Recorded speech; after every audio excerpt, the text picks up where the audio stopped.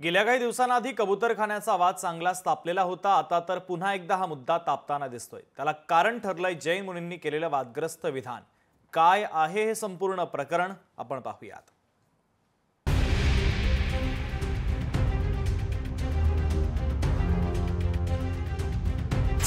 कबूतरखान्याचा मुद्दा पुन्हा तापला।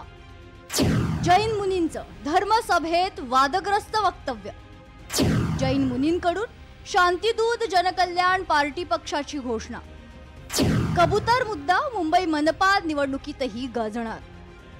मुंबईत गेल्या काही दिवसांपासून कबूतरखान्याचा मुद्दा चर्चेत आहे, ज्यात जैन धर्मीयांकडून मुंबईमध्ये धर्मसभा भरवण्यात आली आहे। आंदोलनादरम्यान काही कबूतरांचा मृत्यू झालाय आणि त्यांच्या आत्मशांतीसाठी जैन धर्मीयांकडून मुंबईमध्ये धर्मसभा भरवण्यात आली। या धर्मसभेमध्ये जैन मुनी कैवल्य रत्न महाराज बरळले आणि त्यांच्या वादग्रस्त वक्तव्यानं राजकीय आणि सामाजिक क्षेत्रात चर्चांना उधाण आलंय। मैं तो खुला आम कहता हूँ, चाहे खुले आम मंगल प्रभात लोढ़ा भी हाजिर हो, तो मैं कहता हूँ ये सिर्फ आपकी मिली भगत राजनीति चलती है, बाकी कुछ नहीं है। कबूतर तो सिर्फ आपने एक बहाना बनाया है, एक हथियार बनाया। कबूतर से कोई लेना देना नहीं है और वो कबूतर की टीट से जो फैलता है रोग, उससे भी कुछ लेना देना नहीं है। एक आध इंसान मर गया, उससे भी कुछ लेना देना नहीं है। चाहे एक नहीं, हजारों लाखों यूं ही बेगुनाह मर रहे हैं, रोज के बेगुनाह मर रहे हैं। किसी की कबूतर की टीट से उसकी जान चले गई तो क्या टीट से जाएगी? मैं तो डॉक्टरों को भी मूर्ख कहता हूँ अगर जो इस तरह से बयान देते हो तो।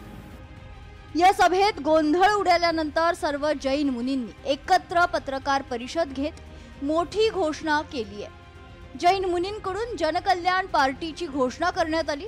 दरम्यान कबूतरांमुळे महायुतीचं सरकार जाईल असा इशाराही निलेश मुनींनी यावेळी दिलाय। आता सांगतो, या गुरुजींच्या साक्षी में सांगतो, शांतिदूत जनकल्याण पार्टी की घोषणा मैं यहां से करता हूं। मेरे ही आमदार होंगे, मेरे ही खासदार होंगे। जिसके अंदर करुणा है वही आज बीएमसी में खड़ा होगा। राजकीय पाठिंब्याबाबत बोलताना निलेश मुनींनी ठाकरेंसह मंत्री मंगल प्रभात लोढ़ा यांच्यावरही टीकास्त्र डागलंय। जी सभा होती कोण्या मंत्रीसाठी नव्हती। मंगल प्रभात लोढ़ा एक हा जैन समाजाचा नाही आहे, हा मुंबईच्या पुऱ्या समाजाचा एक नेता आहे। जिथे जनताची मांग राहणार आहे तिथे राहणार आहेत ते। त्यांच्याबद्दल मला काही बोलायचं नाही आहे। त्यांचे कार्य ते करणार, माझं कार्य मी करणार। जैन मुनी कैवल्य रत्न महाराज यांच्या वादग्रस्त वक्तव्य आणि निलेश मुनींच्या पक्षाच्या घोषणेनंतर राजकीय वर्तुळात हल्लाबोल करण्यात आलाय।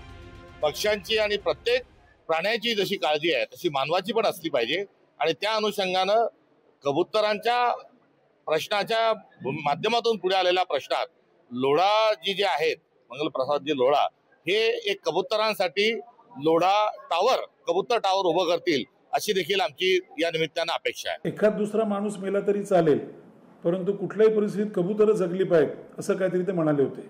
बरोबर आहे? तर त्याच्यावर आपण काय भाष्य करणार? ही भाषा शोभते का एखाद्याला की मनुष्य प्राणी मेला तरी चालेल असा एक अहिंसावादी पुरस्कर्ता व्यक्ती म्हणू शकतो, परंतु कबूतरखाने किंवा कबूतरही जगली पाहिजेत ह्याच्यावर मुख्यमंत्र्यांचं काय म्हणणं आहे? ह्याच्यावर लोढ़ा साहेबांचं काय म्हणणं आहे? त्यांनी येऊन त्यांना सांगावं, त्यांनी यांचं प्रबोधन करावं की आपण कुठल्या मार्गाने चाललेला आहात। मुंबई पालिका निवडणुका होऊ घातलेल्या असताना हिंदी मराठीच्या मुद्द्यावरून महायुती आणि महाविकास आघाडीमध्ये खडाजंगी सुरू आहे। या दरम्यान मुंबई पालिकेवर आपला झेंडा फडकवण्यासाठी भाजपा, शिवसेना, ठाकरेंची शिवसेना आणि मनसे यांच्यात लढत होत असताना या लढतीत आता कबूतरांचा मुद्दा घेऊन जैन समाज निवडणुकीच्या रिंगणात उडी मारली आहे। मुंबई पालिका निवडणुकीत आता शांतिदूत जनकल्याण पक्ष, महायुती, शिवसेना, मनसेला ललकारणार का हे पाहणं महत्त्वाचं असेल। ब्युरो रिपोर्ट, लोकशाही मराठी, मुंबई।